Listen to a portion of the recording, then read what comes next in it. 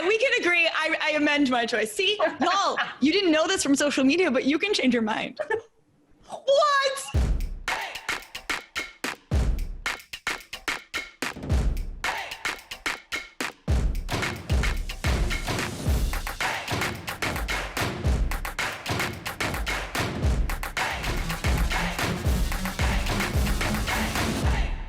Welcome back, marketing nerds of the world. It's time for another episode of HAMYAW, and today, Margot and I want to talk about social media, aka the fucking dumpster fire that lives in your phone. Folks, have you ever wanted a break from the internet, but the internet is also where you work and live?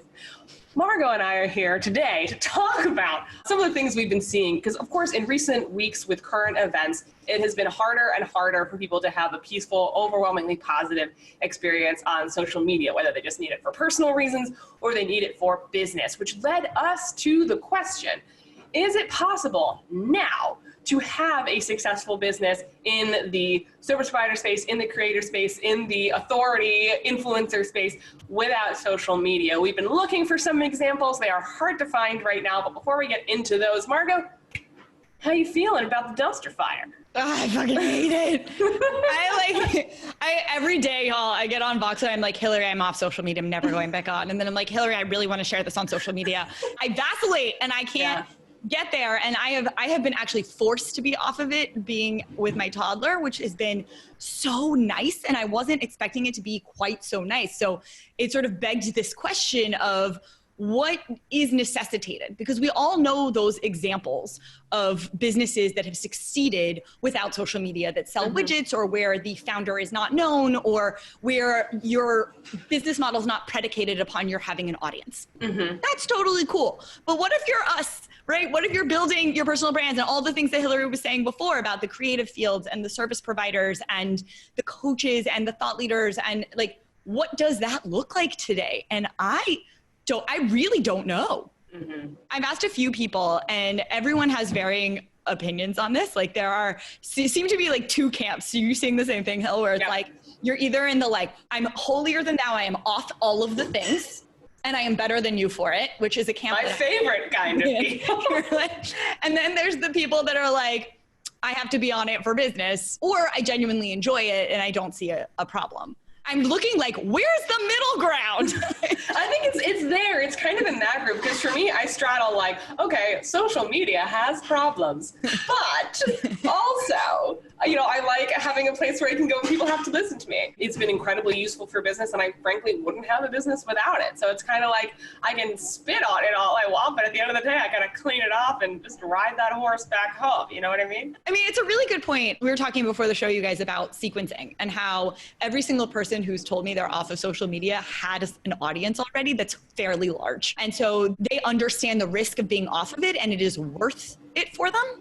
A lot of them have sat me down and said, like, listen, I know what it's costing me not to be on those platforms, and I'm okay with it because my audience exists. The question is, when was that audience formed and how? So when I say just starting out, I mean in the last like maybe I say if your business is 5 to 7 years old. Yes? No? Yeah, I think it's a weirder question. Yeah, I think so. The most famous examples in our corner of the industry, first of all, is Alexandra Franzen, and she is a copywriter still, I think, but she had a really thriving business and had social media platforms and was really on the forefront of the first B-School wave. So she had a lot of really heavy hitters singing her praises, got a lot of notoriety. So she already had a great audience built. Again, I only know a little bit about this, but this is how the story looks from the outside. So I'm sure there's more nuance to it, but I'm giving you all the top level view.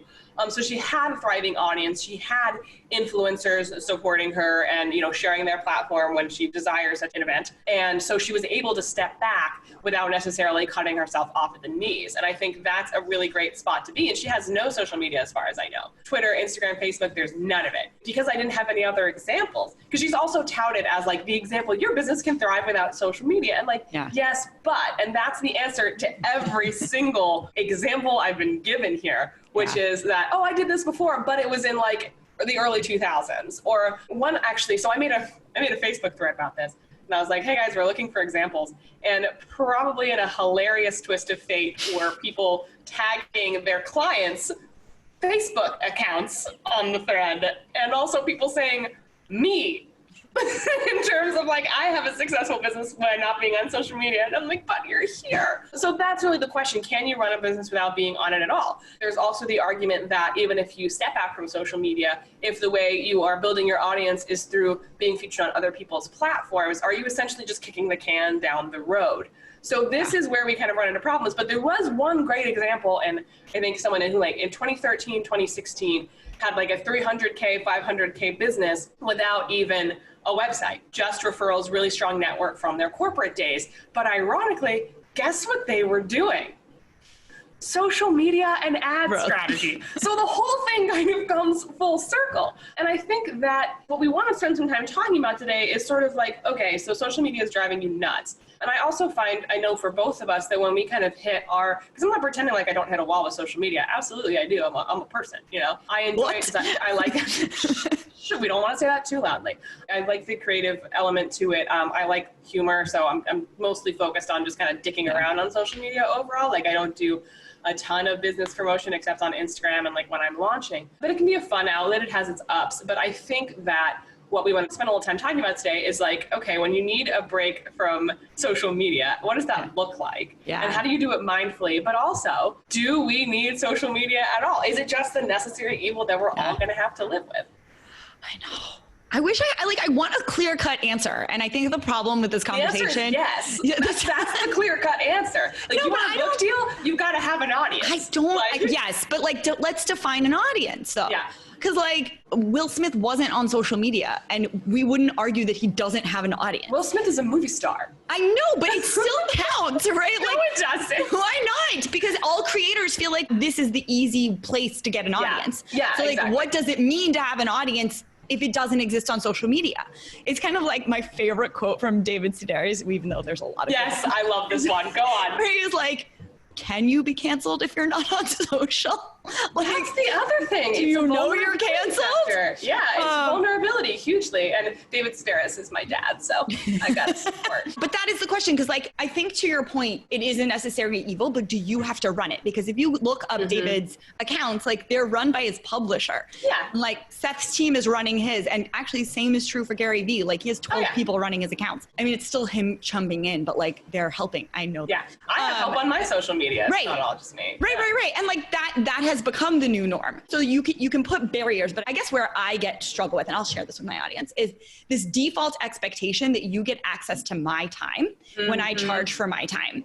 And so the question for me becomes, is this a barriers issue or boundaries issue where I have to discuss like, what does it mean? What are my personal boundaries? Or is it really the new default? Can I opt out? Are there consequences? And are those consequences okay? Like it's possible. I would love to entertain, and maybe I should do this, like sit down and go, without social media, what does my business look like? Because you do a really good job of selling. And I think a lot of people don't sell very well on social media. Call me, I'm for hire for this. She actually is. But think about it. Like I know brands, and I've worked with them, that they can't justify the cost of being on social media because it actually doesn't make sense for the stage their company is in, or the amount of time or the amount of work involved in building that trust and building the audience on those platforms. And it does feel like building an extra audience, like you don't actually own them.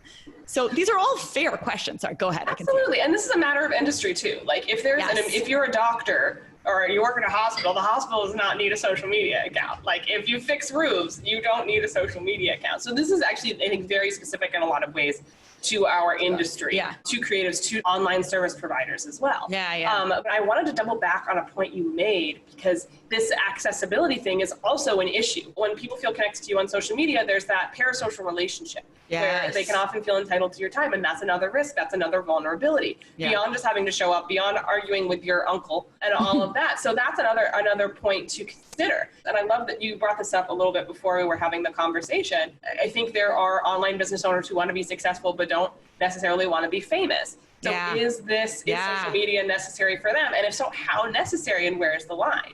Right. I think it also goes back, Michelle Werner said this, that like clarity of what you do and what you sell. Because I think a lot of people use, myself included, social media as a place to play and practice. And there's a place where that's good. Like that's a time where it's fun. But you can also use it as a place to hide. from getting distracted with trying to keep up. And that's where, to me, it starts to have a cost, because I found myself like, there are times where I've promoted HAMYAW and I was like, why did that take me an hour and fucking half?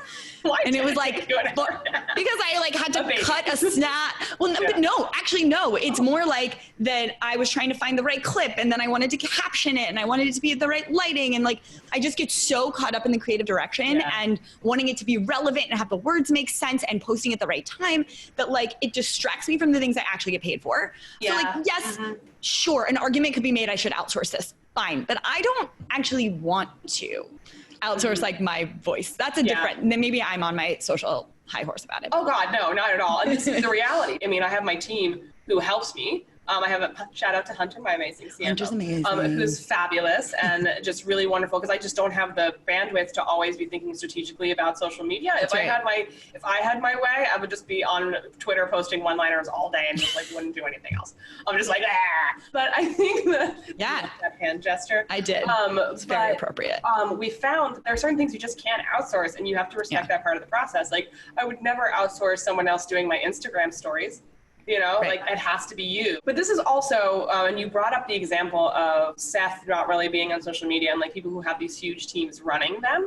That's also, I think, about where you start as a brand, because I started with accessibility being a focal point of my brand, and so do you, and that's how a lot of us come up. But they are in the aspirational zone. Like, you go on Beyonce's Instagram, it's not her. It's not her. It's not her. You go on She also does no captions. It's amazing. I know. It's so Go on. But and David Sedaris, like, I don't think David Sedaris probably doesn't even have a cell phone. And I would say, right. So, and he'd be proud of it. And the same thing with Seth. It's like, okay, cool, a bunch of quotes from your book. I know you're not sitting in like Canva, like dragging and dropping, you know? And that's when it makes sense. But I think this is a particular struggle for a specific kind of business owner, a specific pool that we are a part of, who are these people who came up, you know, let's say around 2010. If you started around there, you were provided extraordinary opportunities with social media that at the time, frankly, weren't being leveraged. Like Facebook ads.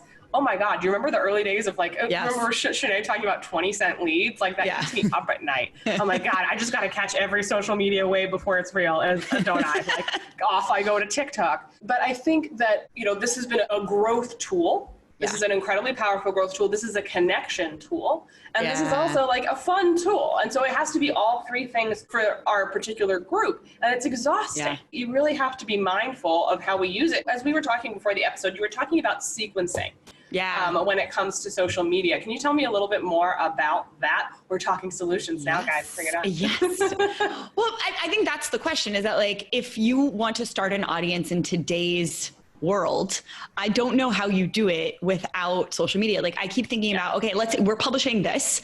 Let's say we just publish it on YouTube. Then what? Like, if I'm not, like, they don't even notify our subscribers barely. Like, we have people complaining in the comments. We see we love you. We don't know why. Like, you don't get a notification from YouTube when there's a new video that you subscribe to. Like, that would really take care of things for us. That's where it becomes a chicken or the egg question. Because like, I was talking to another friend who was like, well, you could talk distribution channels. You would do what they did in the olden days. And I go, hold on, but the olden days, you couldn't have a YouTube channel. Like, that's not a thing. Like, we would literally need national syndication. It would be a whole different thing. So like, the beauty of today's world is that everyone can throw their hat in the ring, and I'm in charge of my own distribution, which means the only channels I have access to are the ones that I own, which like, I own. Okay, so like, I don't own like my Twitter feed, but like, laughing. Anyway. You know what I mean? Like, I have immediate access to my own followers to some degree. It's all limited, but like, that is the case. And it's not for lack of hustle. It's that the landscape is different. So I think sequencing wise, like, we are small enough that we are really reliant on social media for distribution, and also to play. Like, I wouldn't have wanted to make a distribution deal with what we thought HAMYAW would be in the beginning versus what it is now. Imagine like being driven by those sunk costs. So like, in that sense, I think that it is a very real necessary evil to what you're saying. I'll use myself as an example. Like where I am now professionally, it feels like it takes more away than it adds. That is a question that's worth asking. Okay, let me not talk about myself first and finish the sequencing point.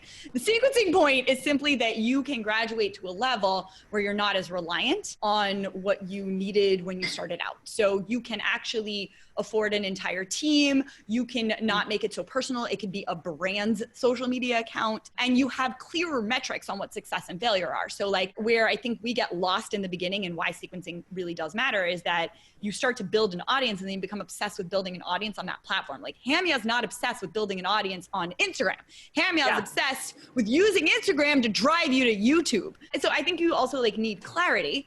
And then as you graduate and grow, the need or the what's it for question is going to change. So it could be that you need or rely or want social media for distribution. It could be that it's for sales. It could be that it's for editors and opportunities. I mean, that's huge for writers, especially. Every single one of my backlinks, and I have great site authority as a result of this, is because of Twitter. As much as I fucking hate Twitter, it's because I made friends with editors and they were like, can I quote you on this? And I'm like, yes, you can. So there is a lot to be gained. But I think as you evolve in your brand and in your company, in your creative outlets, you do have to ask yourself what the cost benefit analysis is of it. So one of the things I wanted to bring up in addition to sequencing is disposition.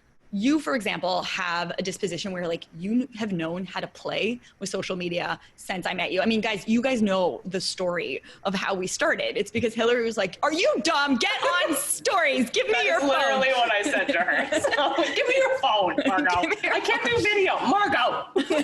That's how it started. And like, truly, it is one of her superpowers. And I have some friends that when I say way more famous than me, I mean like on Bill Maher regularly, you know, like that level of famous. And they have the type of disposition where they could fight with trolls all day long and they sleep fine at night. They're just like, bring it, let's go. Or they'll like say something incendiary because they're like, yeah, I said it. And like, they just want to go with you.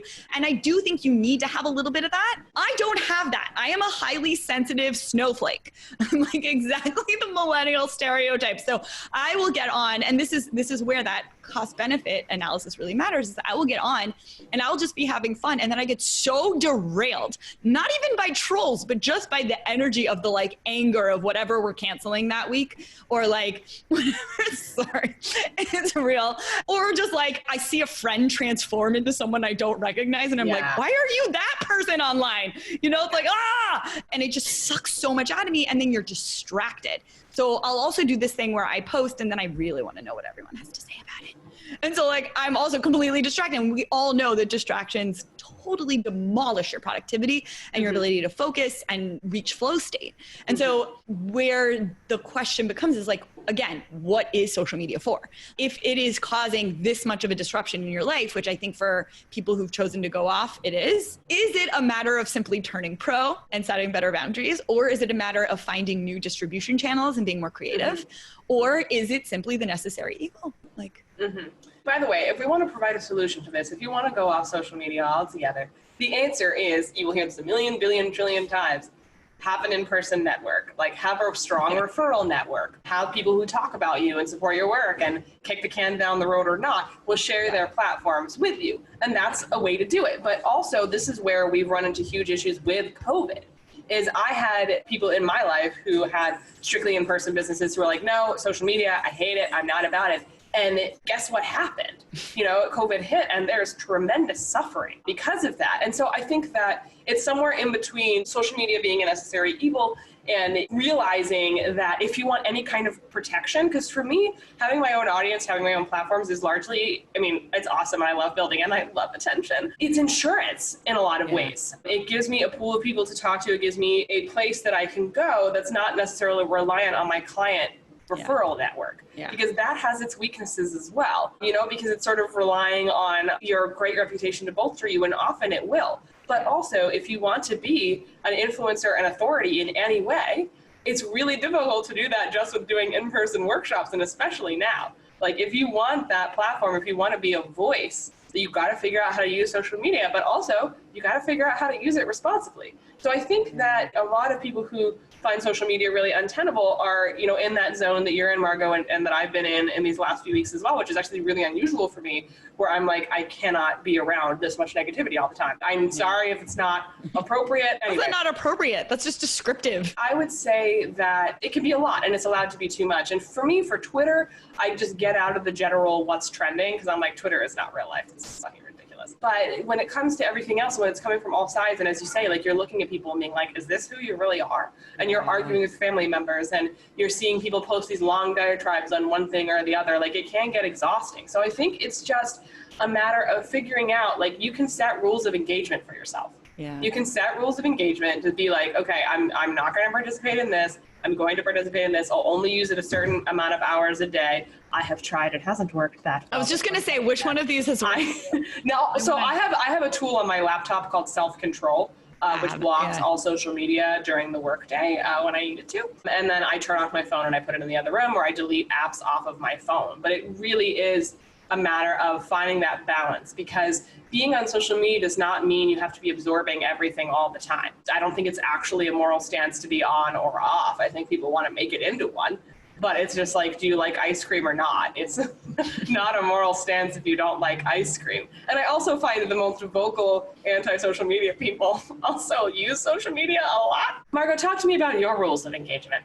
My God, I haven't found any that worked. Like, I'm trying to reframe that. If anyone follows me, I don't know when this is going to air, but like, I have not been on. Every time I try and set rules of engagement, I break my own rules because my problem is me. Now, there's a lot of people out there who'll be like, the problem's not you, it's the algorithm. Like, it's both, y'all. Nature versus nurture. It's both. I'm a human being. I have an ego. Yeah. I have desires. I'm not like a monk. Margot the monk. Yeah, right. I do get enjoyment out of certain platforms. Here's where I've landed, where it's been somewhat productive. Choosing my channels. And I used to tell my clients to do this and then promptly ignored it for myself, as one does. Yeah. Which is like, where are you going to be vocal and where are you not going to be? And don't in the middle it. Don't do it as you feel. Just decide, like, I'm on Instagram, I'm not on Facebook. Okay, that's how it's done. And so, like, pick your platform. So I think that really helps. And then I think having boundaries around what you publish about is really important. And that's where I've gotten a little derailed lately, because there are things that I'm comfortable talking about publicly and things I'm not. And now it feels very blurry, those lines. And I don't know my own comfort level yet. And I think that also comes from my own lack of clarity on, like, these are the things I talk about. These are the things I don't, more stringently. Like, I know what it is in writing, but in long form, I have a lot more ability to drive home an argument and paint a picture. And social media is not quite like that. Even though Instagram, you can do some long form. But the other thing I was going to say of what works is knowing your own personal limitations. So I know for me, I like long form. I like things that require words and not visuals. Like, I hate Twitter. I cannot deal with Twitter. Those all words, no visuals. I know, but it's all quippy. Like, I'm not quippy enough. And so, like, it derails me. Yeah. And it's not, I don't have Hillary's, like, I'm just having fun. I'm going to say this. Do they think it's funny? Oh, okay, I'm going to say a different one. Different one. Is this one funny? Oh, this one. I thought this one was hilarious. Why didn't they think it's funny? Meanwhile, I'm, like, sitting there crying in the corner being like, got one like, I'm going to delete it now. Like, so, like, those are the kinds of shifts that have worked. But I think, too, also being really clear on what it's for, which I have not been.